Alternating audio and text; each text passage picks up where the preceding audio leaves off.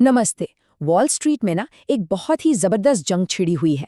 एक तरफ है केबल इंडस्ट्री का एक बहुत बड़ा नाम ऑप्टिमम और दूसरी तरफ है दुनिया के कुछ सबसे बड़े बैंक्स और इन्वेस्टर्स।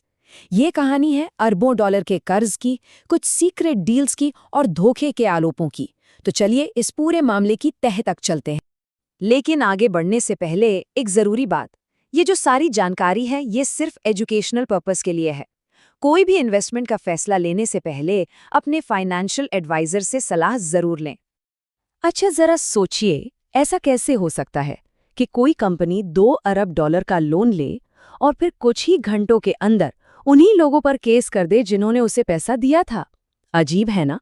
यही वो सवाल है जो इस पूरी कहानी के सेंटर में है। तो चलिए उस दिन पर चलते हैं जिसने सब कुछ बदल कर रख दिया। एक ही दिन में एक लोन और एक मुकदमा। तारीख थी 25 नवंबर 2025। सुबह सुबह जेपी मॉर्गन से ऑप्टिमम को 2 अरब डॉलर का एक जरूरी लोन मिलता है और उसी दिन शाम होते होते ऑप्टिमम अपने ही लेंडर्स के खिलाफ एक बड़ा एंटी ट्रस्ट केस फाइल कर देता है। मतलब क्या जबरदस्त ट्विस्ट था ये। ऑप्टिमम का सीधा सीधा आरोप है कि ये जो लेंडर्स हैं ना, ये सब मिलकर एक गैंग, एक कार्टेल चला रहे हैं और ये गैंग उसे सस्ते लोन लेने से रोक रहा है। मतलब एक तरह से बाजार में अपनी दादागिरी चला रहे हैं। लेकिन सवाल ये है कि ऑप्टिमम इस हालत में पहुंचा ही कैसे? इसके लिए हमें कहानी में थोड़ा पीछे जाना पड़ेगा, जहां कर्ज का एक 24 अरब डॉलर का पहाड़ खड़ा है। 24 अरब डॉलर, ये रकम इतनी बड़ी है ना कि इसे सोचना भी मुश्किल है। और यही वो कर्ज का पहाड़ है जिसके नीचे ऑप्टिमम पूरी तरह दबा हुआ है। तो ये सब शुरू कैसे हुआ? देखिए, 2010 के दशक में जब कर्ज लेना बहुत आसान था, तब एल्टिस यूएसए, जो आज का ऑप्टिमम है, उसने सोचा कि चलो तेजी से बिजनेस को बढ़ाते हैं। उन्होंने सडन लिंक और केबल विजन जैसी कंपनियों को खरीद लिया। नतीजा 17 अरब डॉलर का कर्ज। और फिर आया स्ट्रीमिंग का जमाना। नेटफ्लिक्स, अमेजॉन प्राइम और केबल टीवी का धंधा हो गया चौपट। और देखते ही देखते 2023 तक ये कर्ज बढ़कर 24 अरब डॉलर के भी पार पहुंच गए। इसको ना ऐसे समझिए, पहले केबल टीवी का जमाना था, मतलब शहर की सारी बेस्ट आइसक्रीम की दुकानें आपकी थीं। लेकिन अब आ गया स्ट्रीमिंग का जमाना। मानो सब लोग अचानक आइसक्रीम छोड़कर फ्रोजन योगर्ट के दीवाने हो गए हों। मार्केट तो बदल गया, लेकिन ऑप्टिमम का वो पुराना कर्ज जस का तस बना रहा। और यहीं कहानी में आता है असली ट्विस्ट, लेंडर्स का सीक्रेट क्लब। ऑप्टिमम का कहना है कि सारी प्रॉब्लम की जड़ यही क्लब है। हुआ ये कि जुलाई 2024 में इन सारे लेंडर्स ने मिलकर एक कॉर्पोरेशन एग्रीमेंट साइन किया। इसका मतलब सीधा सा था, अब से ऑप्टिमम के साथ कोई भी डील होगी तो सब मिलकर फैसला लेंगे और किसी भी नए लोन के लिए 2/3 वोटों की सुपर मेजॉरिटी चाहिए होगी। मतलब उनकी मर्जी के बिना पत्ता भी नहीं हिल सकता था। अब जरा इन आंकड़ों को देखिए। ये जो लेंडर्स का ग्रुप है ना, ये ऑप्टिमम के 99% कर्ज को कंट्रोल करता है। और सिर्फ ऑप्टिमम ही नहीं, पूरे कॉर्पोरेट लोन मार्केट के 88% हिस्से पर इनका कब्जा है। मतलब साफ है, ऑप्टिमम के पास मदद के लिए जाने को कोई और दरवाजा था ही नहीं। अब इस कहानी के 2 पहलू हैं।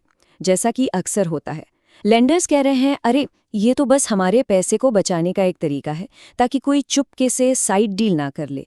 वहीं ऑप्टिमम का कहना है, ये सब बकवास है, ये एक गैर कानूनी ग्रुप बॉयकॉट है ताकि ब्याज दरें हमेशा ऊंची रहें और हम कहीं और जा ही ना सकें। तो इस अरबों डॉलर की लड़ाई में कौन कौन से बड़े खिलाड़ी शामिल हैं? चलिए देखते हैं कौन किसके खिलाफ खड़ा है।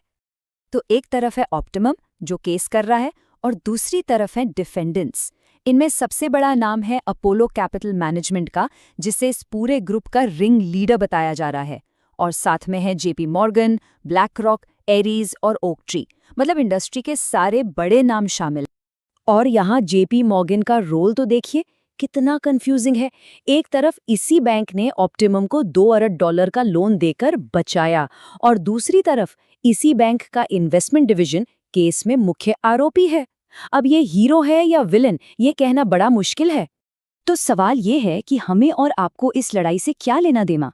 ये सिर्फ एक कंपनी की कहानी नहीं है।